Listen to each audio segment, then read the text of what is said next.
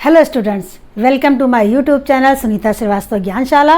और बच्चों, हमने अपनी पिछली वीडियो में पार्ट ऑफ द सेंटेंस में सब्जेक्ट और प्रेडिकेट दोनों को अलग अलग देखा और सब्जेक्ट के 4 भागों को हम लोग डिस्कस भी कर चुके हैं। उसमें पहला था ओनली मेन वर्ड जो नाउन या प्रोनाउन होता है, और दूसरे नंबर पर हमारा था डिटरमाइनर प्लस मेन वर्ड, तीसरे नंबर पर determiner plus qualifier plus main word, और उसके बाद चौथे नंबर पर determiner plus qualifier plus main word, और उसके बाद एडजेक्टिव फ्रेज था। आज बच्चों हम आगे नंबर 5 पर डिस्कस करेंगे। यहाँ पर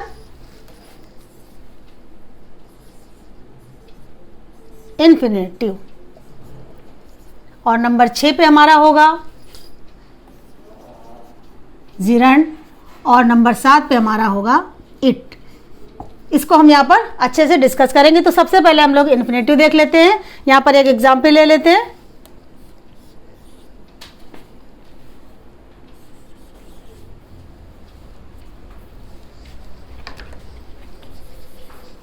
यहाँ पर हम लिख लेते हैं to work is to worship.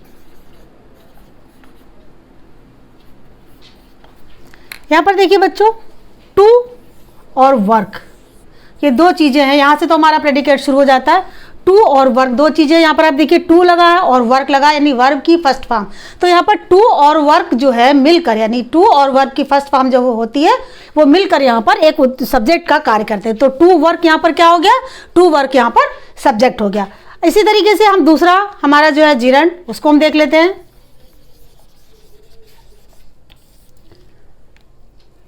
इसको भी एक एग्जाम्पल के माध्यम से हम समझ लेते हैं। Swimming is good for health. तो ये वर्ड लगा हुआ है स्विमिंग। यहाँ पे देखिए वर्ब में आईएनजी लगा हुआ है, तो स्विमिंग जो है यहाँ पर सब्जेक्ट का कार्य कर रहा है। यहाँ पर ये जो है वो उद्देश्य है, यानी swimming is good for health. अब हमारा बचता है इट।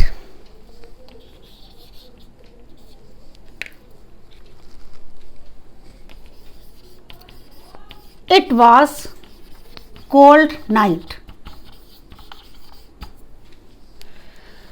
इट यहाँ पर जो होता है वो देखिए, ये यहाँ पर इट है, ये यहाँ पर सब्जेक्ट का के रूप में आया हुआ है और न्यूट्रल जेंडर के रूप में इसको प्रयोग किया जाता है। तो इस प्रकार से इन्फिनेटिव, जिरंड और इट जो यहाँ पर हमारे सब्जेक्ट है, जिनके अलग अलग रूप हमने देखे यहाँ पर कैसे सेंटेंस में प्रयोग होते हैं और कैसे उनको हम पहचान लेते हैं। जो हमारी एक्सरसाइज भी होगी वो जो हमारे सब्जेक्ट के पार्ट्स पर डिपेंड होगी। उस एक्सरसाइज में आपको बच्चों ध्यान देना है कि जब आपको जो एक्सरसाइज कराई जाएगी उसमें इन चीज़ों को अलग अलग पहचानना है। तो आपको थोड़ा इसको ध्यान में रखना होगा। और अब आप करते हैं थोड़ी सी एक्सरसाइज। यहाँ पर बच्चों में एक्सरसाइज करते हैं, underline the parts of the subject, यानी सब्जेक्ट के जो पार्ट हैं उनको आपको अंडरलाइन करना है और लिखना है कि वो क्या है। जैसे पहला वाला देखिए, I was invited to dinner. अब यहाँ पर आपको ध्यान देना है कि आई नाउन या प्रोनाउन जो सबसे पहले लिखा जाता है, इसमें आई जो है वो क्या है। आप उसको जैसे पहला मैं बता देती हूँ कि आई यहाँ पर मेन वर्ड है, यानी आई ही यहाँ पर सब्जेक्ट है। क्या है यहाँ पर? आई यहाँ पर सब्जेक्ट है। तो इसको हम अंडरलाइन करेंगे और आगे यहाँ पर लिखेंगे आई के बाद, मतलब मेन वर्ड है ये। इसी तरीके से saving is a good habit. अब इस सेंटेंस को हम देखेंगे कि इसमें यहाँ पर कौन सा सब्जेक्ट है। हम जानते हैं कि जहाँ से वर्ब शुरू होता है वहाँ पर आगे से प्रेडिकेट का पार्ट हो जाता है।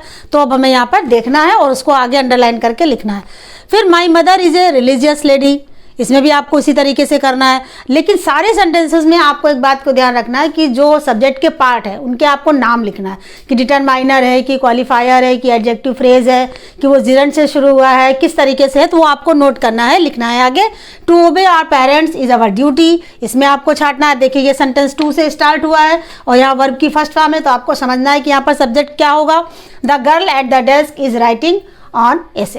तो इस तरीके से आपको ये पूरी एक्सरसाइज करनी है। अगर इस एक्सरसाइज में कोई भी दिक्कत आ रही हो तो आप मुझसे पूछ सकते हैं, कमेंट बॉक्स में डाल सकते हैं। और इसकी जो आंसर शीट होगी वो आपकी फाइनल जो बनेगी वर्कशीट, उसमें भी दिया होगा। तो बच्चों आप इसको अच्छे से करिए, समझिए और चैनल को लाइक करिए और सब्सक्राइब करिए।